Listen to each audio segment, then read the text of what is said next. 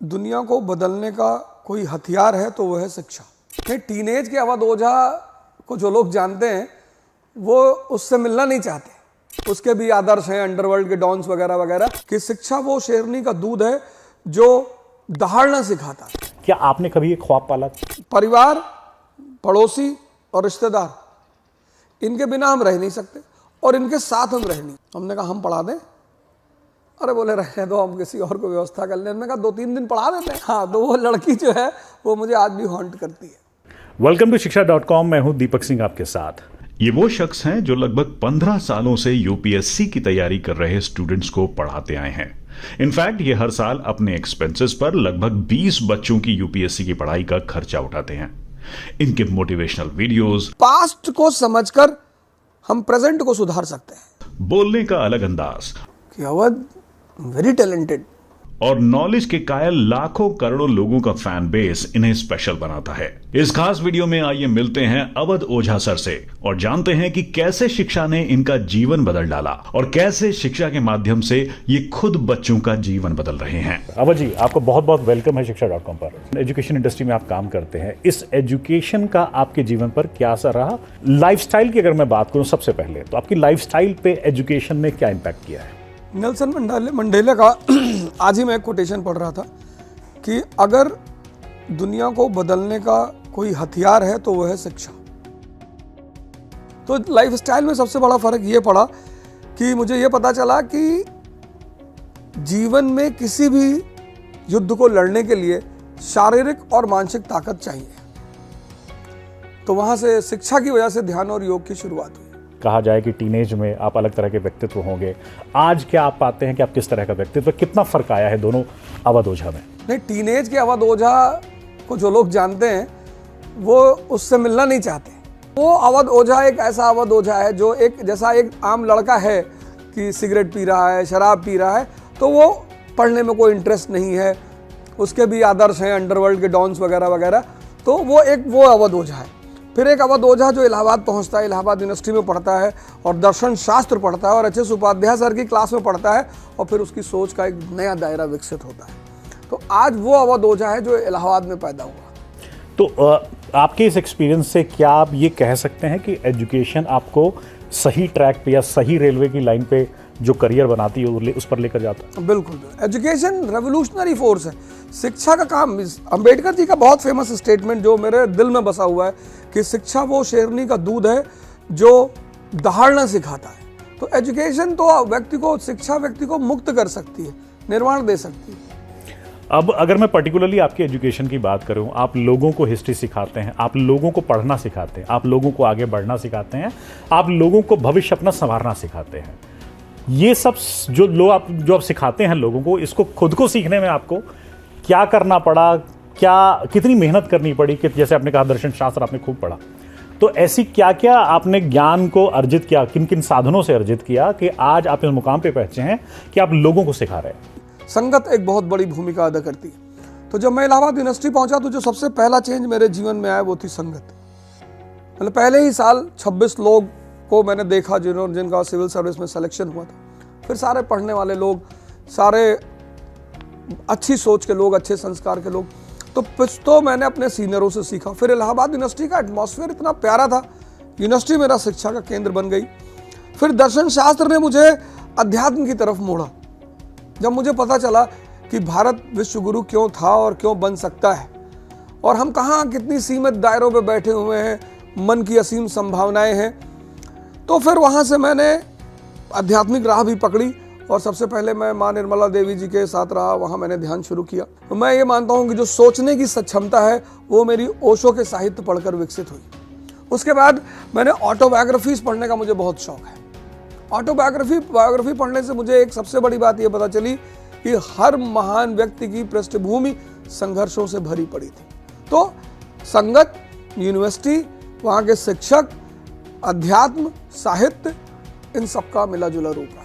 इन सबका मिला जुला रूप अवध ओझा है। आज के अवध ओझा है, टीनेज के अवध ओझा, जिनके लिए डॉन भी आदर्श रहा करता था, उससे आगे बढ़कर आज के हैं। एक और बड़ा सवाल है कि आप जो है आईएएस बनाते हैं, आप पढ़ाते हैं ऐसे बच्चों को जो कि भविष्य में जाके आईएएस आईपीएस बनते हैं, अलाइड सर्विसेज में जाते हैं। क्या आपने कभी एक ख्वाब पाला? तैयारी मैंने की, और तैयारी भी मेरी एक आकस्मिक घटना है। मेरी इलाहाबाद यूनिवर्सिटी में 64.3% आया, मैंने फर्स्ट क्लास से मैं ग्रेजुएट हुआ। तो मेरे एक मित्र हैं गोंडा से, पता नहीं अब दोस्ती या दुश्मनी जो भी कहें, लेकिन उन्होंने मुझे एक रात बैठ के बहुत समझाया कि अवध वेरी टैलेंटेड। हमको भी एहसास हो गया कि मैं बहुत टैलेंटेड हूँ। तो उनसे प्रभावित होकर मैंने अपने घर जाके कहा, सौभाग्य से मेरे माता पिताजी भी है, तो मैंने उनसे कहा कि यार मैं जो है IAS की कोचिंग करना चाहता हूँ। तो माता जी तो मेरी सदमे में आ गई, पिताजी के अच्छा जाओ कर लो।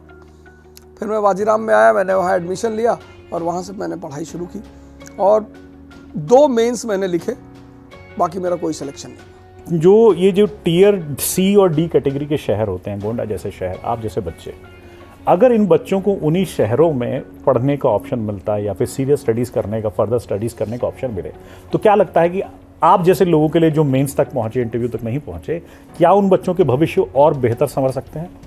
बिल्कुल बिल्कुल बिल्कुल। अगर हमारे जो छोटे छोटे शहर हैं वहाँ भी शिक्षा की मूलभूत सुविधाएं बन जाएं, जैसे मैं अभी गोंडा गया था तो वहाँ पे मैंने देखा लाइब्रेरी कल्चर शुरू हो गया है। घरों में पढ़ाई नहीं हो पाती, जैसे हम जब घर में रहते, परिवार, पड़ोसी और रिश्तेदार, इनके बिना हम रह नहीं सकते और इनके साथ हम रह नहीं सकते। इसी वजह से हमारे देश में शुरू से परंपरा रही बाहर भेजने की, कि आश्रम चले गए और बाहर चले गए, तो बाहर जाके ये जो फ्रिक्शन होता है परिवार रिश्तेदार वगैरह का, ये बहुत कम हो जाता है। लेकिन जैसे अब लाइब्रेरी कल्चर, मैंने देखा कि लड़का सुबह उठ के लाइब्रेरी चला गया, तो ऐसी जो मूलभूत सुविधाएं शिक्षा को लेकर अगर C और D शहरों में डेवलप हो जाए तो बहुत सारे अवध ओझा तो फर्स्ट अटेम्प्ट में IAS बन जाएंगे। तो वो कौन से डिसीजन थी या फिर क्या सोच थी कि आपने सोचा कि now the path will be towards the educator role? हमारा एक दोस्त है मोहम्मद हुसैन इलाहाबाद में, तो वो एक शगुन नाम की कोचिंग चलाते थे। तो उनका हिस्ट्री का टीचर भाग गया 5-6 क्लास पढ़ा के। उसने कहा पैसा और बढ़ाओ तब पढ़ाएंगे, क्योंकि लड़के उसको बड़ा लाइक करने लगे। तो उन्होंने शाम को मुझसे कहा अवध भाई ऐसी ऐसी बात होगी। हमने कहा हम पढ़ा दें। अरे बोले रहने दो, हम किसी और को व्यवस्था कर लें। हमने कहा 2-3 दिन पढ़ा देते हैं। तो जब मैं पढ़ाने गया तो लड़कों ने बड़ा एक्सेप्ट किया, बस वहीं से इस लाइन की शुरुआत हुई। तो इलाहाबाद से निकल के दिल्ली का रुख कैसे किया आपने? 2005 इलाहाबाद में मैं शगुन में रहा, फिर इंसर्च में रहा। कुंदन राय उसके डायरेक्टर थे इंसर्च के, और सबसे अच्छे जो मेरे मित्र रहे जो सुरेश बहादुर सिंह, अभी लॉयर हैं हाई कोर्ट के, वो ATN एकेडमी चलाते थे, उनकी कोचिंग में मैंने पढ़ाया।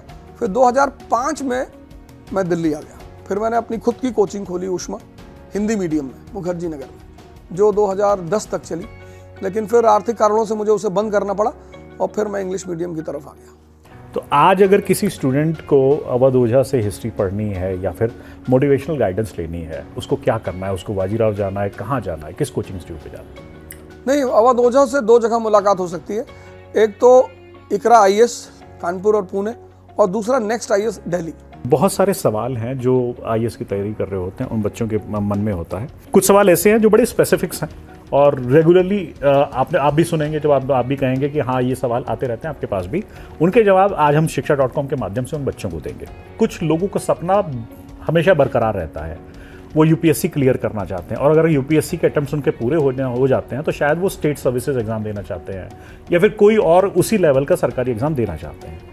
ऐसे लोगों को आप क्या सलाह देंगे कि उनकी पढ़ने की अलख बुझे ना, और उसमें वो सफलता का किस तरीके से आयाम दर्ज करें? किसी भी चीज में जब आपको मजा आने लगता है तो आप उसे नहीं छोड़ते, किसी भी चीज में। जैसे आप ज्यादातर लोग इस कंट्री में गोल्फ नहीं देखते, टेनिस नहीं देखते, क्योंकि वो उसके नियम को समझते नहीं है। तो समझते नहीं तो मजा ही नहीं आएगा। तो शिक्षा का जो तरीका है, जैसे अशोक है प्राचीन काल में, अकबर मध्यकाल में है।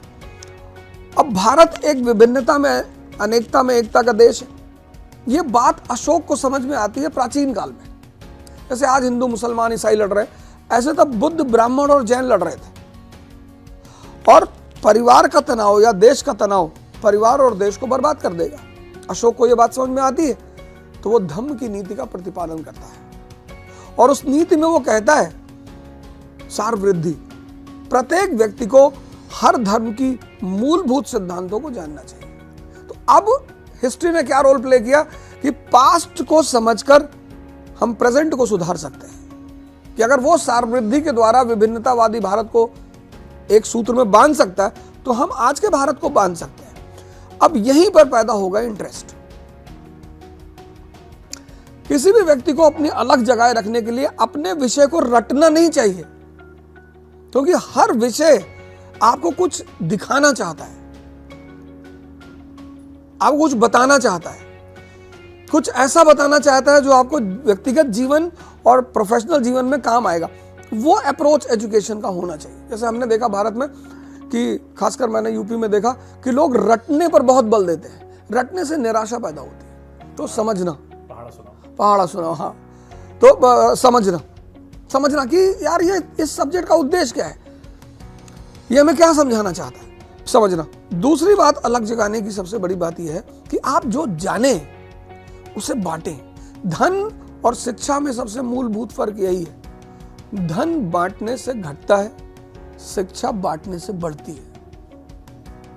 जब मैंने पढ़ाना शुरू किया तब मेरा नॉलेज लेवल डिफरेंट था और आज मेरा नॉलेज लेवल डिफरेंट है, क्योंकि पढ़ाने के लिए इतना पढ़ा हूं मैं, इतना सोचा हूं मैं।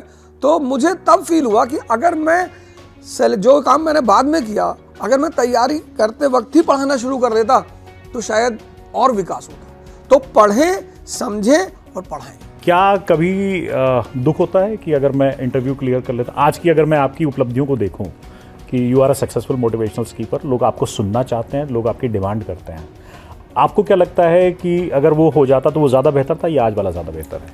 दीपक जी, अगर आपने किसी लड़की को प्रपोज किया और उसने मना कर दिया तो वो आपको जिंदगी भर हॉन्ट करेगी। तो आपको हॉन्ट कर रही है आपकी वो लड़की? हाँ, तो वो लड़की जो है वो मुझे आज भी हॉन्ट करती है। अभी हम लोग वर्किंग प्रोफेशनल्स की बात कर रहे थे। एक और बड़ा इंपॉर्टेंट फैक्टर होता है अर्निंग्स। जब आप नौकरी करने लग जाते हो, आपकी जेब में पैसा आता है, उस पैसे से आप नौकरी का बलिदान नहीं करना चाहते, लेकिन साथ में आप एक उच्चतम श्रेणी की सर्विस में जाना चाहते हो। बड़ा मतलब ऐसी फाइन लाइन होती है जैसे तलवार की धार पे चलना। आप उस पैसे पे इम्पैक्ट भी नहीं करना चाहते और आप ये भी चाहते हैं कि आप समय देकर इस शिक्षा को पूरा करें। आप स्ट्रगल करते हैं कि सुबह पढ़ें या लेट नाइट पढ़ें, ऑफिस के कमिटमेंट्स आपको लेट नाइट भी जगा सकते हैं। ऐसे लोगों को आप क्या बोलना चाहेंगे कि वो उस तलवार की धार पे बैलेंस करके कैसे चलें? नहीं, जितने भी लोग अच्छी सेवाओं में हैं, मतलब IIT के थ्रू, IIM के थ्रू, उनके साथ एक प्लस पॉइंट होता है कि उनका बेस बहुत अच्छा होता है। क्योंकि IIT IIM का पढ़े लड़के का मतलब यह है कि आपका बेसिक्स बहुत अच्छा है। उस बेसिक्स अच्छे होने में बस IAS की पढ़ाई, जिनकी बेसिक्स अच्छी होती है उनके लिए 5 घंटे पर डे, और जिनकी बेसिक्स अच्छी नहीं होती है उनके लिए 8 घंटे per day for a year. तो मैं सोचता हूं कि जिनकी बेसिक्स अच्छी है, अगर वो किसी कोचिंग से ये गाइडलाइन ले लें कि हमें पर सब्जेक्ट में क्या करना है, क्योंकि वो उन्हें नहीं पता होता है। पढ़ना एक अलग चीज है, किसी चीज को किस तरह पढ़ना है। जैसे हम मॉडर्न इंडिया पढ़ेंगे तो मॉडर्न इंडिया पढ़ने के बाद हमारा क्या क्लियर होगा कि भारत राष्ट्र कैसे बना। अगर मॉडर्न इंडिया तैयार होने के बाद आप ये नहीं समझ पाए कि एक देश राष्ट्र कैसे बना, फिर आप नहीं पढ़ पाए। तो आपको इस चक्रव्यूह को तोड़ने के लिए एक कृष्ण की जरूरत पड़ेगी। तो मैं ऐसे प्रोफेशनलों को बोलूंगा कि अब तो बड़े सारे ऑफलाइन ऑप्शन है, तो वो ऑफलाइन ज्वाइन कर लें। और हर सब्जेक्ट का जो पहला क्लास होता है, दूसरा क्लास होता है, जिसमें टीचर ये बताता है। जैसे मैं वर्ल्ड हिस्ट्री पढ़ाता हूँ तो मैं बताता हूँ कि वर्ल्ड हिस्ट्री अगर आप समझ गए तो आप ये जान जाएंगे कि जातिवाद को कैसे हैंडल किया जाए, संप्रदायवाद को कैसे हैंडल किया जाए, राष्ट्र कैसे बनते हैं। एक बार अप्रोच अगर स्मार्ट माइंड को पता चल जाए तो फिर वो अपने हिसाब से मेहनत कर ले।